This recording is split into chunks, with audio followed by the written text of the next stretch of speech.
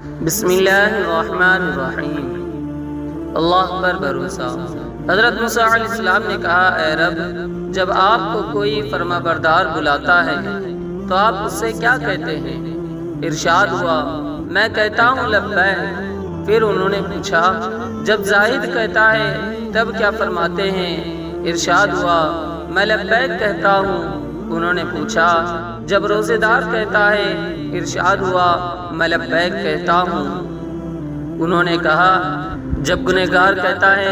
ارشاد ہوا، میں کہتا ہوں لبیک لبیک لبیک۔ اے موسیٰ، ان میں سے ہر ایک اپنے اپنے عمل پر بھروسہ کرتا ہے اور گنہگار میرے رحمت پر بھروسہ کرتا ہے، اور میں اس بندے کو خالی اور ناکام نہیں رکھتا جو مجھ پر بھروسہ کرتا ہے، کیونکہ میں نے کہا ہے جو اللہ پر بھروسہ کرتا ہے وہ اسے کافی ہوتا ہے۔